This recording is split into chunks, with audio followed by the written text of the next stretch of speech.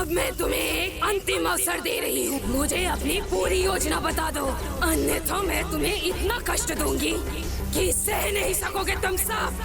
हमें कितने भी कष्ट क्यों न झेलने पड़े, कोई इसे कुछ नहीं बताएगा। शांत रहोगे तो और कष्ट सहोगे, क्योंकि अब मैं तुम्हारे विरुद्ध तुम्हारी ही शक्तियों का उपयोग करूंगी।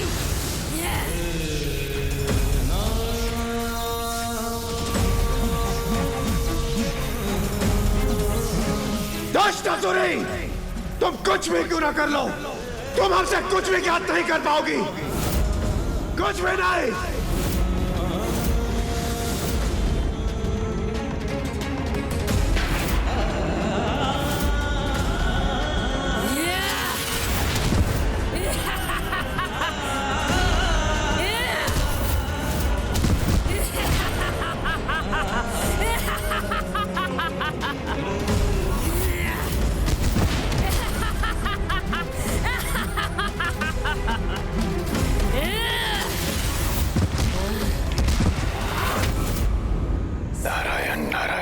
अब देवताओं को अधिक कष्ट सहने की आवश्यकता नहीं है। समय आ गया है कि महिषी को सत्य बताया जाए।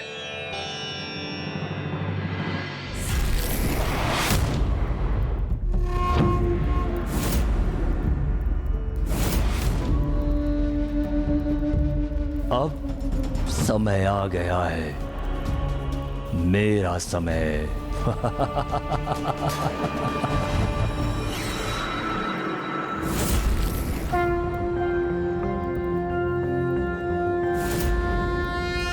ओम नमस्ते देवेशाय सुरासुर नमस्कृताय भूत भव्य महादेवाय हरित पिंगल लोचन। पिताश्री, माँ कहाँ है?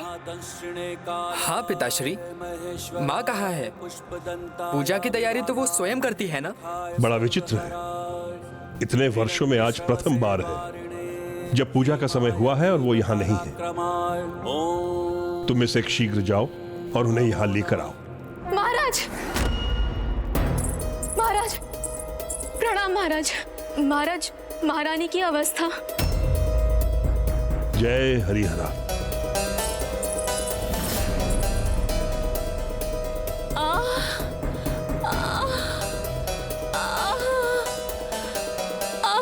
स्वामी,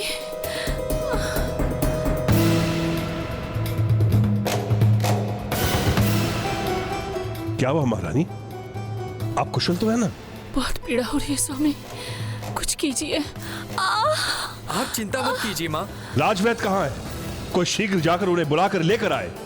महाराज, राजवैद्य तो राज्य में ही नहीं है, किंतु महामंत्री किसी अन्य वैद्य को ला रहे हैं जो औषधियों के महाज्ञानी हैं। महामंत्री जी, क्षमा कीजिए, महाराज की दृष्टि अत्यंत तीक्ष्ण है, यदि उन्होंने मुझे पहचान लिया तो। आप चिंता मत करो, जब किसी अपने को पीड़ा होती है तो उसके परिवार वाले अपनी सुध बुध खो बैठते हैं। राजा और मणिकंठा की भी यही स्थिति है, इसलिए तुम्हारे वैध होने के इस स्वांग को कोई नहीं पकड़ पाएगा। बस तुम अपना कार्य अच्छे से करना, और इसके लिए तुम्हें उचित मूल्य भी प्राप्त हो रहा है ना।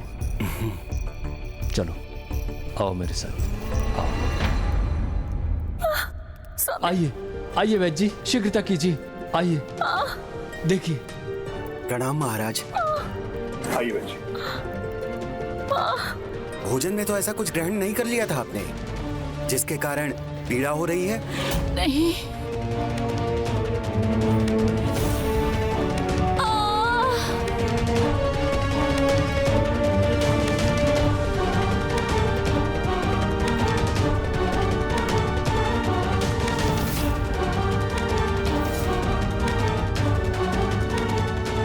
महाराज, क्या हुआ वैद्य जी? महारानी पेट के गंभीर रोग से ग्रसित हैं, इससे उनके प्राण भी जा सकते हैं।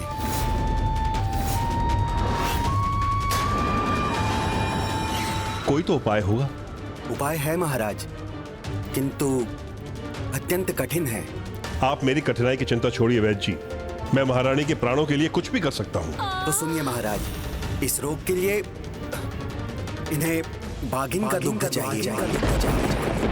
जो स्वयं शांति से प्रदान कर दे। किंतु महाराज, जिसके लिए उसे कोई ताड़ना न दी जाए, बंदी न बनाया जाए और न ही उसे आहत किया जाए, तभी ये उपचार फलित होगा महाराज।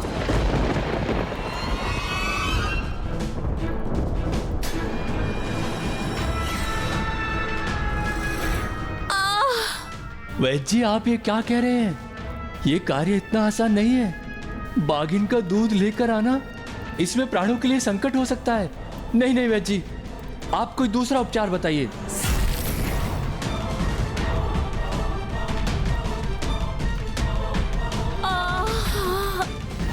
मैं स्वयं जाऊंगा और मैं शीघ्र ही लौट कर आऊंगा। महाराज, आप नहीं जा सकते। महारानी को आपकी बहुत आवश्यकता है। आप मुझे आज्ञा दीजिए। मैं जाऊंगा। मैं अपने प्राणों को संकट में डाल दूंगा। इसकी कोई आवश्यकता नहीं, कोई आवश्यकता नहीं। मैं जाऊंगा। पिताश्री, मुझे अनुमति दीजिए।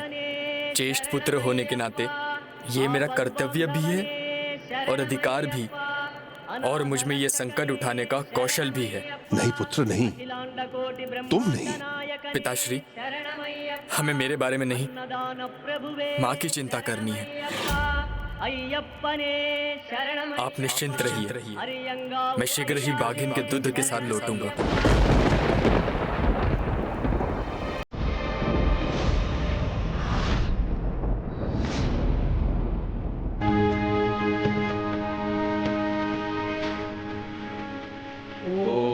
हरिहराय नमः।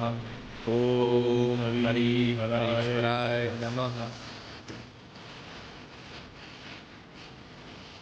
ओम स्वामी शरणमयप्पा।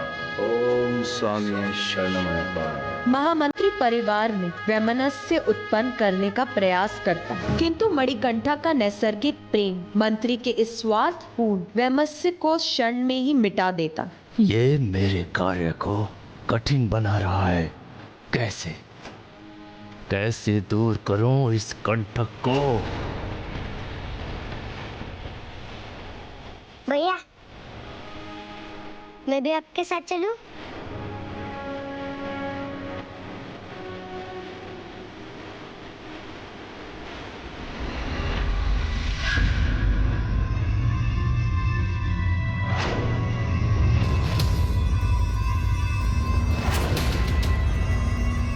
चलिए, ये भी उचित ही है महारानी। छोटे भाई को तो बड़े भाई की परछाई बनकर रहना होता है। अब आपका पुत्र भी जीवन भर यही करेगा। क्षमा करें महारानी, आपका शुभ चिंतक हूं, इसीलिए कटु सत्य कहता हूं। आपने देखा महारानी, महाराज ने क्या किया? मुझे तो बहुत बुरा लगा। क्या आपको बुरा नहीं लगा? आपके सामने आपके पुत्र का तिरस्कार। मंत्रीवर, क्षमा करें महारानी, आपका अपना पुत्र, आपका अपना रक्त, जिसे आपने स्वयं जन्म दिया है, आज उसका अधिकार छीनकर किसी अन्य को दे दिया गया। धीरे धीरे उसके सारे अधिकार छीनकर उसे दे दिए जाएंगे महारानी, जिसे यहाँ होना ही नहीं चाहिए था। मंत्रीवर, अपनी सीमा में रहिए। ज्येष्ठ को उसका अधिकार मिलना ही चाहिए, और महाराज ने कुछ अनुचित नहीं किया।